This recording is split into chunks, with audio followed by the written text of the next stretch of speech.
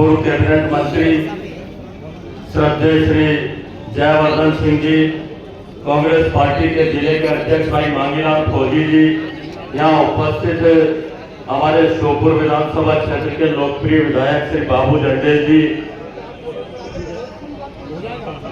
हमारे मुरैना और श्योपुर लोकसभा के प्रत्याशी रहे सुमावली के पूर्व विधायक, और मैं तो यहाँ तक कहूंगा कि आने वाले समय के सांसद श्री नीतू सिकरवार जी, यहाँ उपस्थित पौड़ी के विधायक श्री कैलाश कुशवाहा जी, पूर्व विधायक सबलगढ़ श्री बैजनाथ कुशवाहा जी, समस्त मंच पर विराजमान हमारे आदिवासी समाज के गौरव, हमारे श्योपुर जिले के गौरव, और जिन्होंने मध्य प्रदेश सरकार में तहलका मचाकर इस विजयपुर विधानसभा क्षेत्र से सरकार के प्रतिनिधि मंत्री रहते हुए रामनिवास जी को परास्त कर विधानसभा में प्रवेश किया, ऐसे श्री मुकेश मल्होत्रा जी, मंच पर विराजमान समस्त कांग्रेस के नेतागण, सामने बैठे सभी क्षेत्र के वासियों, किसान बंधुओं, माताओं, बहनों, आज ये किसान न्याय यात्रा आदिवासी समाज के गौरव स्वर्गीय श्री शंकर साय और रघुनाथ साय के बलिदान दिवस पर आयोजित की गई है।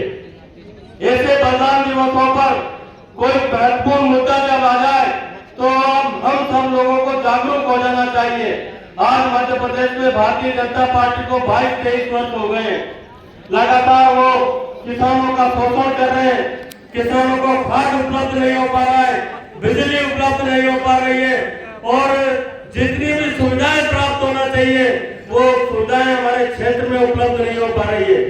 आप देखिए कि जब पिछला विधानसभा चुनाव हुआ तो आदिवासी समाज के दनाईचा गांव में वहाँ हमारे इस इलाके के पूर्व मंत्री रहे श्री रामनिवास रावत जी ने, जो कांग्रेस के सहयोग से बड़े नेता बने, उन्होंने आदिवासी समाज के नौजवानों पर, माताओं बहनों पर गोली चलाने का काम किया। ये सरकार वोट को लूट कर बनती सरकार है, वोट चोर के ये सरकारें बनाते आए। भारतीय जनता पार्टी पूरे देश में वोट चोरी की सरकार बनाती आई है। अभी माननीय राहुल गांधी जी ने तमाम इलाकों के मुद्दे उजागर किए, और ये सरकारें शोषण का काम करती है। आज हमारे इस मध्य प्रदेश में यदि बीजेपी ने कोई काम किया है तो वो ड्रग्स के कारोबार का काम किया है, स्मैक को बेचने का काम किया है।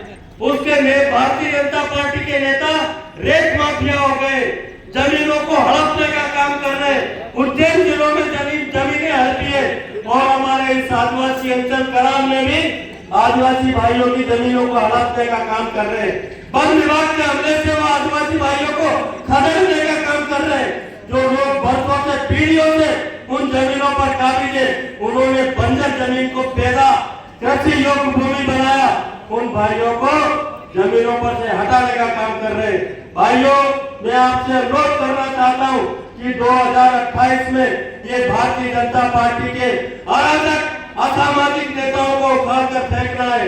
ये जो असामाजिक सरकार है, जो मोहन यादव के नेतृत्व में लूटने का काम कर रही है, पूरे उज्जैन जिले में शराबबंदी लागू करके उन्होंने अपने परिवार के लोगों को उज्जैन जिले के बॉर्डर पर ठेके दे दिए, दुकानें खोल दी है, और उन दुकानों पर मोहन यादव मुख्यमंत्री के लोग शराब बेचने का काम कर रहे हैं। पूरे उज्जैन में शराब बेची जा रही है, लेकिन महंगे दामों में बेची जा रही है, और मोटा मुनाफा मोहन यादव के परिवार के लोग कमा रहे हैं। आज हमारे बीच में बाबा साहब उपस्थित है, भाई नीतू सिकरवार जी भी उपस्थित है।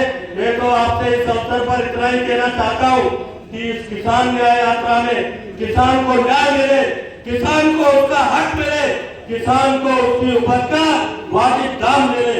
सोयाबीन की कीमत 10-15 वर्षों पहले भी 4,000 थी, और आज भी 4,000 है।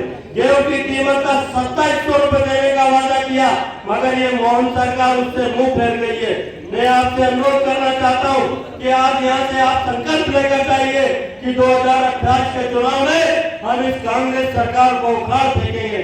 आज मुझे इस अवसर पर यह अवसर दिया, धन्यवाद। जय हिंद, जय भारत।